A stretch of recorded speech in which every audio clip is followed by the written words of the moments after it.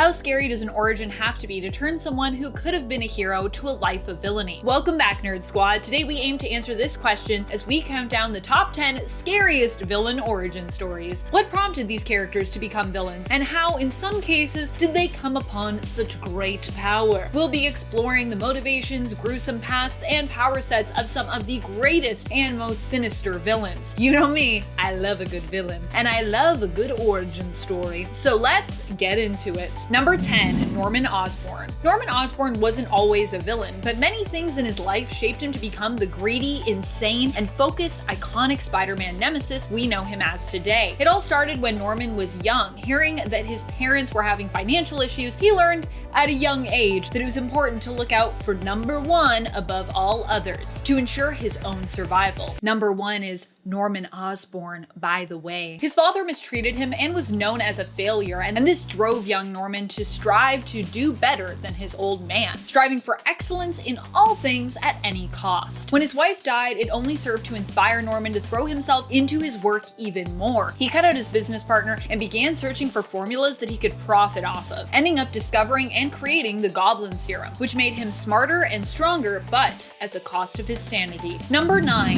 Harley Quinn. More of a psychological horror story as well. Harley Quinn ended up losing her sanity and parts of herself in her love of the Joker. It was her love for him that drove her to a life of crime and made her the villain initially that she became. She's now since found a way out of this darkness, dumped the Joker, and even moved more towards becoming a hero, even teaming up with Batman as his newest sidekick. But you can't deny how dark her origins were. In the limited series Harleen, we get a more sexy version of her fall into a life of crime and a fall into her love for the Joker. But even that shows just how much Harley spiraled down into the beautiful and freeing pit of insanity with Mr. J. It also tells us a tale of her being trapped in Arkham Asylum during a breakout with various villains around every corner, and not all of them are friendly towards Dr. Quinzel. In the end, she is forced to choose between the two sides of herself and ends up shattering into complete insanity after killing a security guard who she kind of considered to be her friend, turning away from her saner persona of Dr. Quinzel and fully becoming and embodying Harley Quinn. I just love too that the panel is like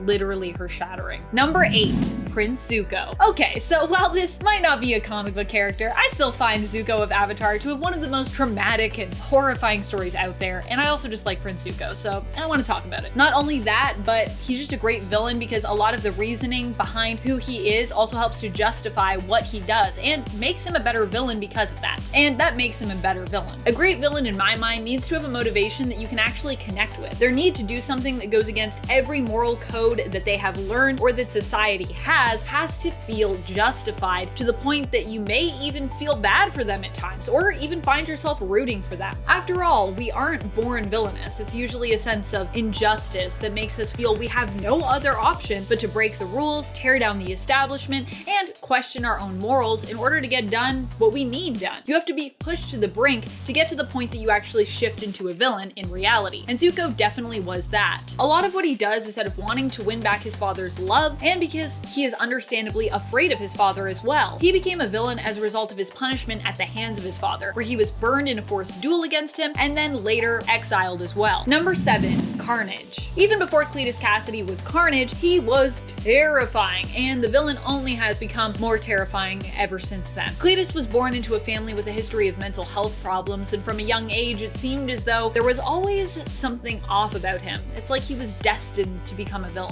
He showed all the expectant signs of becoming a psychotic, sociopathic serial killer, and well, that's just what happened. He was raised by a woman who we can only assume was his grandmother, as his mother died seemingly from childbirth. He was also born in Ravencroft, so I feel like that is some kind of foreboding as to what type of child he could grow up to be. His supposed grandmother mistreated him while raising him, and he paid her back in kind by pushing her down the stairs. Yikes! From there, he went to live with a family who is believed to have been his biological father and his stepmother, though I don't think that's ever really confirmed. That also didn't end well. Roscoe, his apparent dad, mistreated him as well, and his stepmother ended up dead, caught in the middle of the conflict. Roscoe was arrested because of her death, and Cletus ended up at an orphanage. While there, he unleashed his wrath on fellow orphans and administrators, even killing a few outright, and eventually burned the orphanage to the ground. Seriously, this is just something out of a horror movie. Number 6, the Broken. I don't know why, but this villain's tale just always sticks with me for some reason. No matter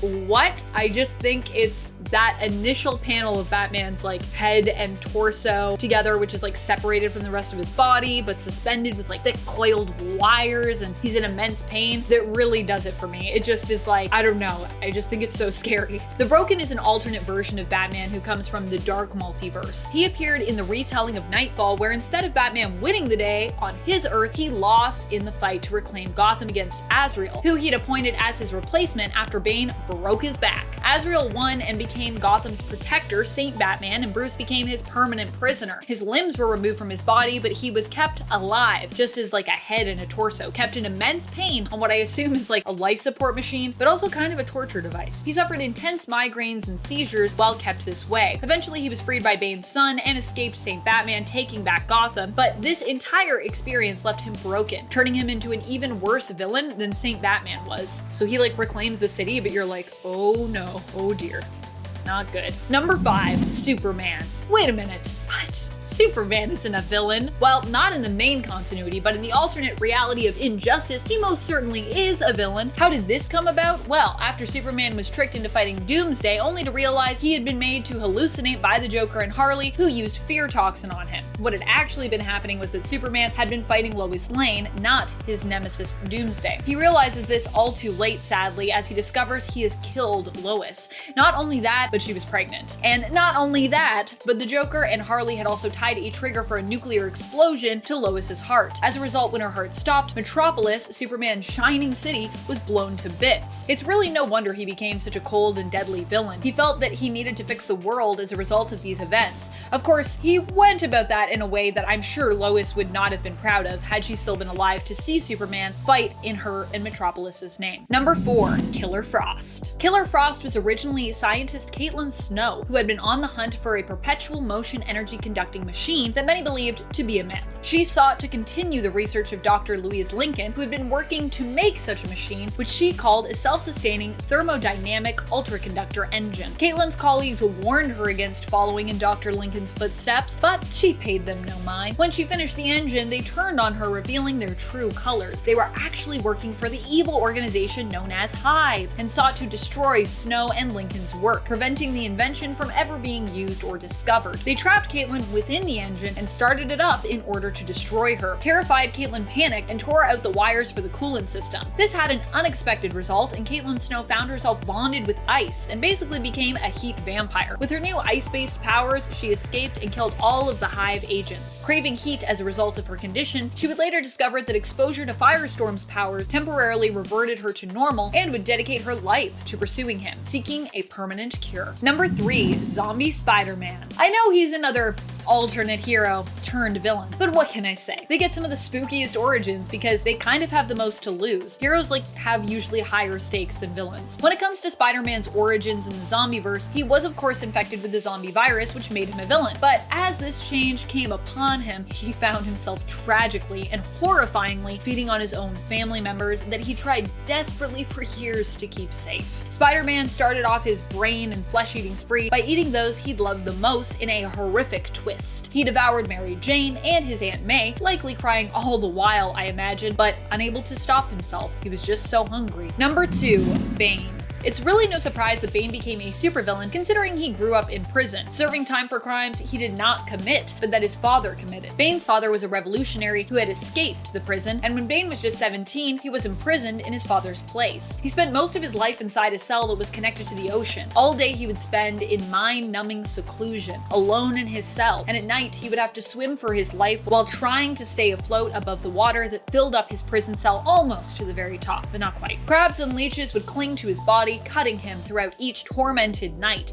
and insects who happened to be sharing the cell with him would climb up on his face, seeking refuge. Every moment he ever spent outside of his cell afterwards would be focused on becoming stronger and smarter, preparing himself to one day escape the prison and accrue power once outside its walls. Number 1, Magneto. One of the scariest stories out there in terms of supervillain origins is that of Magneto, made more scary by the fact that it's actually based off of real-world circumstances experienced by many many victims of the events tied to World War II. Magneto grew up being trapped along with many of his family in a camp by World War II German soldiers. Now, I apologize for not being able to say the words that I would like to say here to give this topic the weight that I think it deserves. I think we all agree. But there are certain words and phrases that we are permitted from speaking on this platform, so I apologize for my lighter turn of phrase here and my potentially perceived levity. I promise I do take this subject very seriously. And if you have problems with the fact that we can't say certain words, I would highly recommend that you contact the platform and let them know your thoughts on that. Because yeah, I think that's important to do. Young Magneto would not only have to suffer in these camps, but he'd also have to watch as one